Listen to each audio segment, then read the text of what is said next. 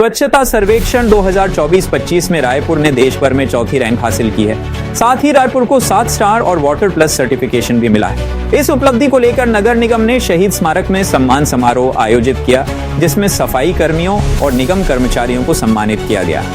कार्यक्रम में उप मुख्यमंत्री अरुण साव, महापौर मीनल चौबे, सभापति सूर्यकांत राठौर सहित कई अधिकारी मौजूद रहे। महापौर ने रायपुर को टॉप रैंक पर लाने का संकल्प दोहराया। वहीं रक्षाबंधन पर सफाई दीदियों को 1000 देने की घोषणा भी की गई। यूनाइटेड न्यूज ऑफ एशिया के लिए रायपुर से अमृतेश्वर सिंह की रिपोर्ट।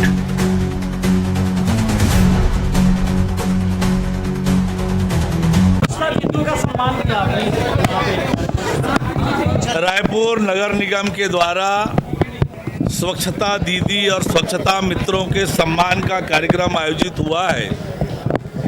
2024-25 के स्वच्छता रैंकिंग में रायपुर को राष्ट्रीय स्तर पर चौथा स्थान मिला है। 7 स्टार रेटिंग रायपुर को मिली है और प्रदेश में पहली बार किसी शहर को 7 स्टार रेटिंग मिली है। और जिस प्रकार से पिछले 1 सालों से रायपुर शहर में स्वच्छता को लेकर अभियान चलाकर काम हुआ है और विशेषकर नई निगम गठित होने के बाद निगम की पूरी टीम ने मेहनत की, स्वच्छता दीदी और सफाई मित्रों ने मेहनत की और रायपुर को राष्ट्रीय स्तर पर पहचान मिली है, सम्मान मिला है। प्रदेश के 6 नगरीय निकायों को राष्ट्रपति जी से पुरस्कार मिला है और ये हम सब के लिए गौरव की बात है।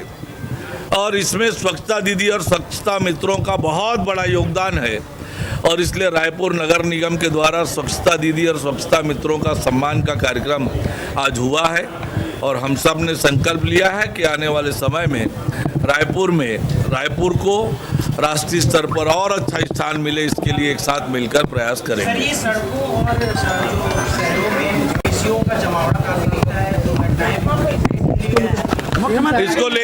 इसको लेकर माननीय मुख्यमंत्री जी ने बैठक लेकर समीक्षा की है और निश्चित रूप से वो चिंता का विषय होता है, उसके कारण से एक्सीडेंट भी होती है। तो निश्चित रूप से उस पर माननीय मुख्यमंत्री जी ने समीक्षा की है, तो आने वाले समय में उसका समाधान निश्चित रूप से होगा। ये स्वच्छता दीदियों को 1000 रुपये प्रोत्साहन है, थोड़ी सी बारी। मैं हमेशा ये कहते आई हूँ कि हमारी जो प्राथमिकता है वो जनता को पेयजल उपलब्ध कराना है और जल भराव की समस्या से निजात दिलाना है।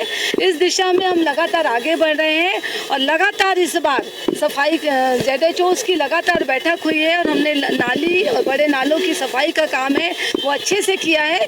मगर जहाँ पे टेक्निकल इशू आ रहा है, जहाँ पे पानी की निकासी नहीं है, उसको हम देख रहे हैं। जो बड़ी समस्याओं का हल है उसको हम बारिश के बाद करने का पूरा प्रयास करेंगे। जमावड़ा काफी दिखता है जिसके कारण गंदगी भी होती है। देखिए, रायपुर शहर की एक बड़ी समस्या है आवारा मवेशी। जो हमारे गऊ माता हैं वो यहाँ वहाँ रहते हैं। हम उनके लिए भी आगे प्लान कर रहे हैं कि जितने हमारे यहाँ गौशाला है, गौठान है, उसकी भी हम संख्या बढ़ाएंगे, क्योंकि अगर हम उनको शहर से उठा लेते हैं तो हमारे पास रखने का स्थान नहीं होता है। ये भी एक बड़ी समस्या आती है। इस बार हम थोड़े स्ट्रिक्ट होंगे कि जो भी पशु के जो मालिक है, जो गौ माता के जो मालिक हैं, वो अगर सड़कों में, खुली सड़कों में अपने मवेशियों को छोड़ेंगे तो फिर उनको बड़ा आर्थिक दंड देना पड़ेगा, नहीं तो हम उनको गौठान में ही रखेंगे। ये इसराइल पर आप गई थी, किस तरह से आगे इस पर काम होगा? देखिए, इजराइल की एम्बेसी ने देश विश्व भर के मेयर लोगों के लिए कंसर्न आयोजित किया गया था, जिसमें छत्तीसगढ़ से मुझे चुना गया था और मैं छत्तीसगढ़ का प्रतिनिधित्व करते हुए गई थी। चूँकि इजराइल में अभी वार के युद्ध के माहौल है, इसलिए लोगों के मन में डर था। मगर जो एम्बेसी है उन्होंने मीनल चौबे को नहीं, महापौर को बुलाया था और मेरे लिए, मैं स्वयं हूँ, वो सेकेंडरी हूँ, प्रायोरिटी है। अगर महापौर को कुछ बुलाया गया है एम्बेसी के द्वारा तो कुछ सोच समझ के कुछ सिखाने के लिए बुलाया गया है। इसलिए मैंने बहुत ही साहस के साथ ये निर्णय लिया कि मैं इस माहौल में भी वहाँ जाऊँगी और वहाँ जाने के बाद लगभग 150 से अधिक कंपनियों के वहाँ पे बड़े बड़े प्रदर्शनी लगे थे और जो एक्सपर्ट्स लोग थे उन्होंने हमको बहुत सारी अच्छी चीज़ों की जानकारी दी। क्योंकि इजराइल है वो बहुत ही उन्नत देश है, वहाँ की जनसंख्या भी कम है, इसलिए हम रायपुर में, हमको ये मालूम है कि जो हमारे पास है, हमको जो हमारे को उपलब्ध है, हमको उसी में काम करना है।